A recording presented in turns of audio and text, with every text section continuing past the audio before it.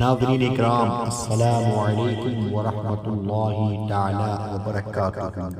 آج کی ویڈیو میں ہم بات کریں گے سورہ رحمان شریف کے بارے میں۔ جیسا کہ میں اپنے چینل پر سورہ رحمان، سورہ یاسین شریف، سورہ ملک، سورہ واقعہ، سورہ جمعہ، یہ 5 صورتیں اکثر و بیشتر کیا بلکہ میں یہی 5 صورتیں اپنے چینل پہ ڈاؤن لوڈ کرتا ہوں، کیونکہ ان 5 صورتوں کی وہ فضائل ہیں کہ جو حضرات ان کو پڑھے گا یا ان صورتوں کو سنے گا تو وہ دنیا کی تمام پریشانیوں سے دور رہے گا، غربت سے دور رہے گا،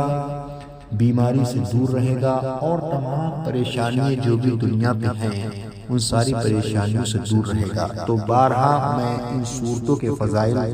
آپ کے سامنے پیش کرتا رہتا ہوں کہ ان صورتوں کے کیا فضائل ہیں، تو اسی طریقے سے میں آج سورہ رحمان کے فضائل آپ کو بتاتا ہوں۔ حضرت علی مرتضیٰ کرم اللہ تعالی وجہ کریم سے روایت ہے، نبی اکرم صلی اللہ تعالی علیہ وسلم نے ارشاد فرمایا، ہر چیز کی ایک زینت ہے اور قرآن کی زینت سورہ رحمان ہے۔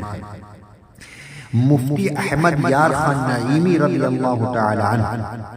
مفتی احمد یار خان نعیمی رحمت اللہ تعالی علیہ فرماتے ہیں، چند وجہ سے سورہ رحمان کو قرآن کریم کی دلہن زینت فرمایا گیا۔ اس صورت میں اللہ تعالیٰ کی ذات و صفات کا ذکر ہے اور ذات و صفات پر اعتقاد و ایمان کی زینت ہے۔ اس صورت میں جنت کی حوروں کے حسن و جمال، ان کے زیورات کا ذکر ہے، یہ چیز جنت کی زینت ہے۔ اس صورت میں آیت مبارکہ فَبِأَيِّ آلَاءِ رَبِّكُمَا تُكَذِّبَانِ 31 جگہ ارشاد ہوا، اس سے صورت کی زینت ہو گئی۔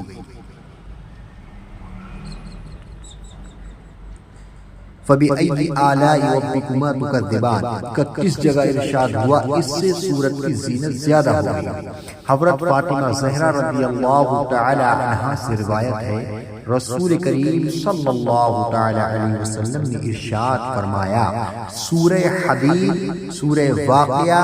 سورہ رحمان کی تلاوت کرنے والے کو زمینی آسمانی کی بادشاہت میں جنت الفردوس کا مکین پکارا جاتا ہے۔ اس سورت کی آیات اگرچہ چھوٹی چھوٹی ہیں لیکن ان کی تاثیر بہت مضبوط ہے۔ مروی ہے کہ حضرت قیس بن عاصم منقری رضی اللہ تعالی عنہ سے اسلام قبول کرنے سے پہلے سید المرسلین صلی اللہ تعالی علیہ وسلم سے عرض کی، جو کچھ آپ پر نازل کیا گیا میرے سامنے اس کی تلاوت کیجیے۔ آپ صلی اللہ تعالی علیہ وسلم نے اس کے سامنے سورہ رحمان پڑھی تو اس نے عرض کی، اسے دوبارہ پڑھی، حتیٰ کہ نبی اکرم صلی اللہ تعالی علیہ وسلم نے اس کے کہنے پر 3 مرتبہ سورہ رحمان کو پڑھا۔ سورہ رحمان سن کر اس نے عرض کی، خدا کی قسم یہ سورت بہت ہی خوبصورت ہے، اس میں بہت حلاوت ہے، اس کا نیچے والا حصہ سرسبز ہے اور اوپر والا حصہ پھلدار ہے، اور یہ کسی انسان کا کلام ہو ہی نہیں سکتا۔ میں گواہی دیتا ہوں کہ اللہ تعالیٰ کے سوا اور کوئی معبود نہیں، اور بے شک آپ صلی اللہ تعالیٰ علیہ وسلم اللہ کے رسول ہیں۔ تو حضرات، جن حضرات کو سورہ رحمان یعنی قرآن عظیم پڑھنا آتا ہے تو وہ سورہ رحمان کو روزانہ پڑھ لیا کریں اور اس کی برکتیں حاصل کیا کریں، اور جن کو پڑھنا نہیں آتا ہے تو وہ سورہ رحمان کو سن لیا کریں۔ اعوذ باللہ من الشیطان الرجیم، بسم اللہ الرحمن الرحیم۔ الرحمن علم القرآن خلق الإنسان علمه البيان الشمس والقمر بحسبان والنجم والشجر يسجدان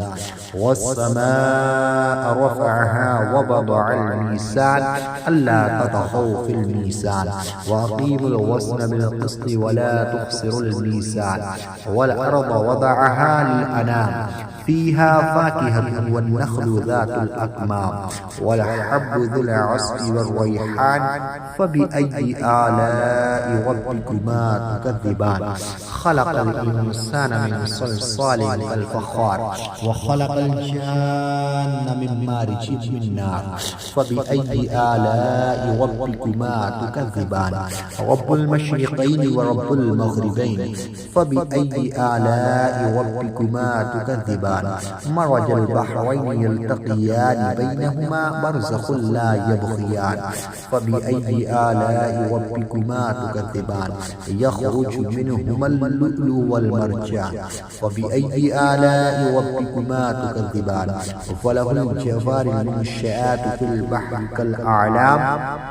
فبأي آلاء ربكما تكذبان كل من عليها فان ويبقى وجه ربك ذو الجلال والإكرام فبأي آلاء ربكما تكذبان يسأله ما في السماوات والأرض كل يوم هو في شأن فبأي آلاء ربكما تكذبان سنفرغ لكم أيها الثقلان فبأي آلاء ربكما تكذبان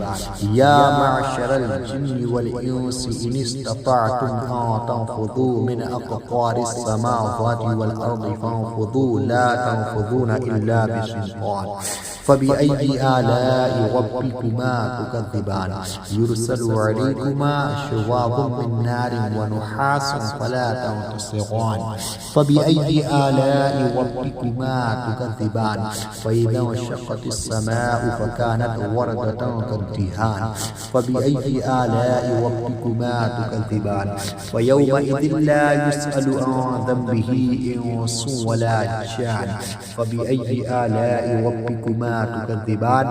يعرف المجرمون بسيماهم فيؤخذ بالنواصي والأقدام فبأي آلاء ربكما تكذبان هذه جهنم التي يكذب بها المجرمون يطوفون بينها وبين حميم آن فبأي آلاء ربكما تكذبان ولمن خاف مقام ربه جنتان فبأي آلاء ربكما تكذبان ذواتا أفنان فبأي آلاء ربكما تكذبان فيهما عينان تجريان فبأي آلاء ربكما تكذبان فيهما من كل فاكهة زوجان فبأي آلاء ربكما تكذبان متكئين على فرش بطائنها من استبرق وجنى الجنتين دان فبأي آلاء ربكما تكذبان فيهما قاصرات الطرف لم يطمثهن إنس قبلهم ولا جان فبأي آلاء ربكما تكذبان كأنهن الياقوت والمرجان فبأي آلاء ربكما تكذبان هل جزاء الإحسان إلا الإحسان فبأي آلاء ربكما تكذبان ومن دونهما جنتان فبأي آلاء ربكما تكذبان مدهامتان فبأي آلاء ربكما تكذبان فيهما عينان نضاختان فبأي آلاء ربكما تكذبان فيهما فاكهة ونخل ورمان فيهما فاكهة ونخل ورمان فبأي آلاء ربكما تكذبان فيهن خيرات حسان فبأي آلاء ربكما تكذبان حور مقصورات في الخيام فبأي آلاء ربكما تكذبان لم يطمثهن إنس قبلهم ولا جان فبأي آلاء ربكما تكذبان متكئين على